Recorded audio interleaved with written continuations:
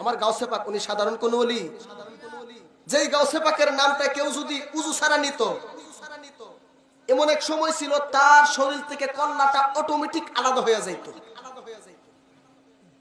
তার কল্লাটা অটোমেটিক আলাদা হয়ে যাইত। তো গাউসে পাকের সাথে আরেক পাগলের কথা হয়েছিল, এটারে কাটাইয়া এখন কেউ যদি গাউসে পাকের নামটা উজু ছাড়া নেয়, তার শরীরের একটা পশম পড়ে যায়। কাজী 11 শরীফ মাহফিলে আসবেন আপনারা, আপনার তাজিম নিয়ে বসবেন, উজু অবস্থায় বসবেন, মাথায় টুপি দিয়ে আসবেন। আর মাহফিলে বসবেন কিছু খাওয়ার জন্য নয়, কিছু নেওয়ার জন্য নয়, ওলি আল্লাহদের ফায়েজ নেওয়ার জন্য। বলেন আমার গাউসে পাকের মাহফিলের দাম আছে না নাই? উরুসের দাম আছে না নাই? আমার গাউসে পাকের বাড়ির মধ্যে এক বাবর সিগিরি করত এক লোক 12 বছর।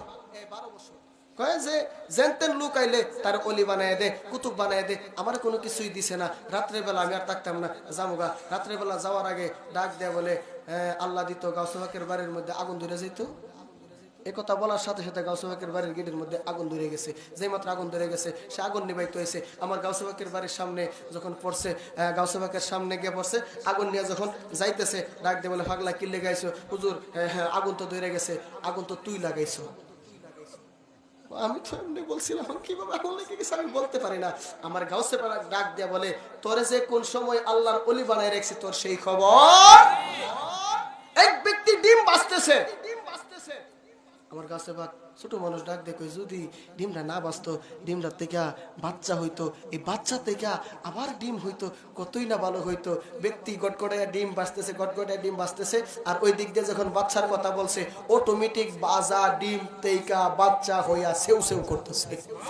সেই লোক কই হুজুর, যেই ব্যক্তির কথার দ্বারাই, যেই ব্যক্তির কথার দ্বারাই বাজার ডিম থেকে তাজা বাচ্চা হয়, ও গাউসে পাক আপনি দেরি করবেন না। আমার মন বলতেছে আপনি এক সময় একজন বুজুর্গ হবেন, আল্লাহওয়ালা কামিল ব্যক্তি হবেন। এই মুহূর্তে আপনি আমার বায়াত রাসূল গ্রহণ করেন। কাজী আমরা ওই গাউসে পাকের প্রেমিক। ওলি আল্লাহদের শান যারা বুঝে না, কারামাতুল আউলিয়া হাক্কুন, ওলি আল্লাহদের কারামত সত্য। এটা আমি বলি না আল্লাহ বলে? আল্লাহ বলে আলা সাবধান, ইন্না নিশ্চয় আউলিয়া আল্লাহ, যারা আমার বন্ধু হয়ে গেছে তাদের কোনো ভয় নাই, তাদের কোনো টেনশন নাই, তাদের কোনো চিন্তা নাই। দুনিয়াতে চলতে ফিরতে তাদের সীমানা থাকে, কিন্তু তারা যখন ইন্তেকাল করে, ইন্তেকালের পরে আমার আল্লাহ তাদের ক্ষমতা আর 70 গুণ বাড়িয়ে দেয়। কাজী ওলি আল্লাহদের দরবারে যাবেন। কে কি বললো এগুলো দেখার সময় নেই। 11 শরীফ মাহফিলে প্রত্যেক মাসে আসবেন, জানে মালে সর্বদিকে একটু সহযোগিতা করবেন। দরকার আছে না নাই? কথা কই না, আছে না নাই?